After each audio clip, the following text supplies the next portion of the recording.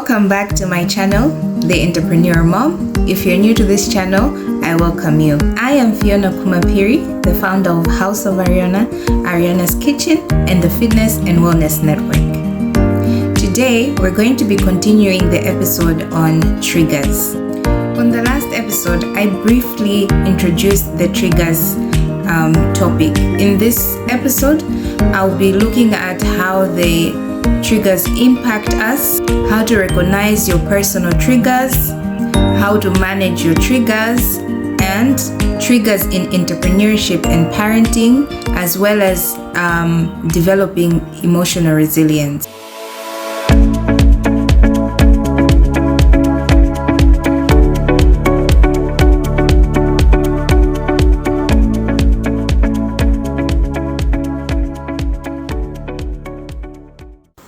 So triggers impact us in such a way that they sometimes will influence the way that we make our decisions.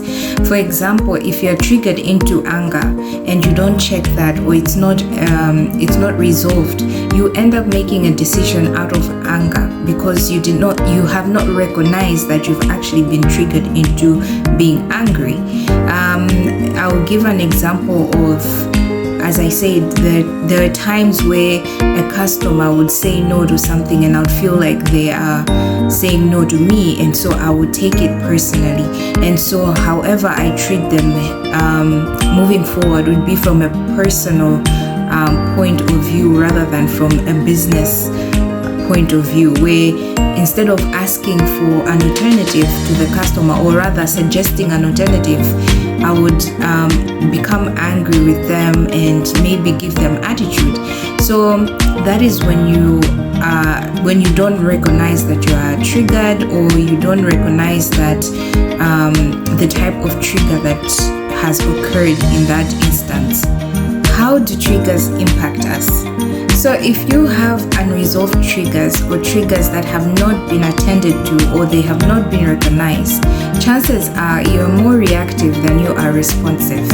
So in cases where you're an anxious person, or you are easily triggered into anxiety or avoidance, or you're triggered into anger, or whatever emotions that you might be triggered into, you find that situations that were simply supposed to have a yes or no response, you find yourself either over-explaining yourself and sharing things that should not be shared, or you find yourself overreacting in situations that really did not need that much of a reaction. Previously, I had also talked about how triggers are kind of like a way that your brain recalls certain situations and brings back those emotions that you experienced in that moment, and they bring it to the present situation. Sometimes it's maybe the way that someone who looked a certain way treated you, and you meet that someone who has similar mannerisms or features, and then immediately your brain registers that this type of person made you feel this way. And by the way, this thing happens in such a subtle way. It's like you don't even recognize that it's happening. You just might see it after you've already reacted. So if, say for example, a certain person that looked a certain way treated you in a certain way that you do not like, and then you encounter someone who is similar in future, you'll find yourself wanting to treat them badly because you're trying to either revenge, or you're trying to maybe your ego has taken over and wants to prove to that person that you're better, or either ways it's something that ends up not really looking good. So it really is important to recognize your triggers, otherwise they really influence and they really impact us in terms of how we make our decisions, how we treat people, how we react to situations that are similar to what might have happened to us in the past. So instead of looking at it with fresh new eyes and treating it as a whole new scenario, a whole new situation, we end up treating it as we did in the past and getting the same results.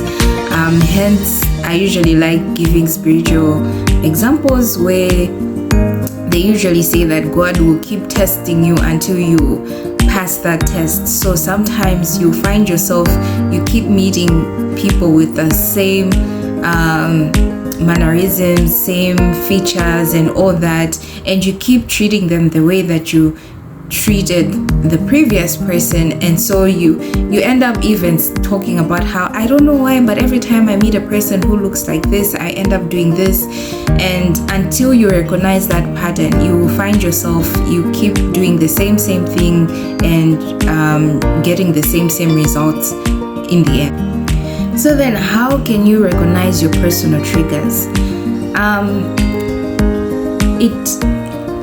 It usually involves you slowing down a bit for you to recognize your triggers.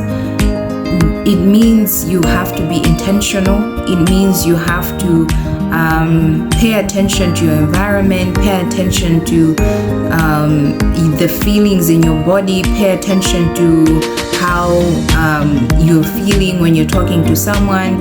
So it takes a lot of intentionality. It takes a lot of being present, because most times we're going so fast in this life. We're going so we want to get things done so quickly that we don't realize when we're triggered. It's only maybe after some time that after maybe some things have gone wrong, that we kind of might look back or reflect on, why did this end up this way? So for you to recognize your personal triggers, you need to slow things down. Basically, that I feel like that's the best way that you can start to recognize the different patterns in your life, the different things that you might be going through.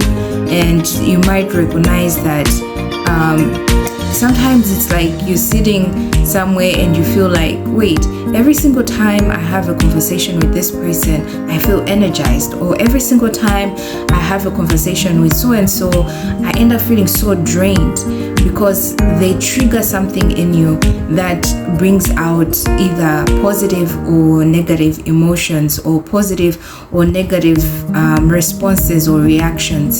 So it really goes down to you slowing down and taking inventory of how certain environments make you feel, or how certain people make you, not make you, but rather influence the way that you respond, you react. And so at the end of the day, basically, for you to recognize your personal triggers, you really have to be present and be intentional and be self-aware, and just generally take inventory of everything that is going on. You might not necessarily have to be writing these things down, but you can just, look around you, recognize how you feel within, recognize how, sometimes you even be like, wait, has that thing always been there? It's because you don't take the time to assess your environment and all that. And because of those things, that is why you find yourself continuously going through cycles and cycles of being triggered, reacting, feeling guilty or shame, or feeling shame and feeling bad, and then and so on and so forth. Another way that you can recognize your triggers is, of course, through journaling, taking notes. Could be on your phone, could be a physical journal that you walk around with, where you just take down notes of anything that you feel is important. It could be through therapy. Whilst you're talking to your therapist, you can get to the bottom of things. You can start to recognize different patterns, and you can start to recognize how maybe someone or a certain environment or just anything seems to constantly pop up as you are speaking to them. Sometimes it doesn't have to be a therapist. It could be the conversations that you have with your friends. These are open, vulnerable conversations where you're totally honest and authentic about the different things that you're facing, or the different things that you might have noticed or that you might be going through. So you can recognize your personal triggers through those ways where you're journaling, or you're conversating with people, or you have a therapist that you consistently meet, and through the different ways that you're openly expressing yourself, you start to recognize how maybe a certain person is constantly being mentioned, and every time that person is being mentioned, there's a certain maybe tightness in your throat, or a tightness in your chest that you feel every time that their name comes up, or every time you mention a certain friend or relative, you kind of find yourself wanting to cry or just wanting to shut down. So it's in those moments where you're being vulnerable, or you're being authentic, or being fully expressive, that you start to recognize the different things that you didn't realize were always, or they were already there. So now that you have recognized your personal triggers, how do you manage them? Because at the end of the day, you don't want to be that type of person where people are tiptoeing around, people are avoiding because of how reactive you are. And at the end of the day, you are reactive because you don't even recognize that you're triggered. You don't even recognize what is happening around you, but the people around you can see that either you've just shut down, or you're reactive, or you're angry. And with time, people don't want to hang around with you. So how do you manage your triggers? So firstly, like I said in the previous episode, that triggers are not supposed to actually bring shame or humiliation towards you. Triggers are actually supposed to help you to recognize the parts of you that need healing, the parts of you that you didn't know were wounded.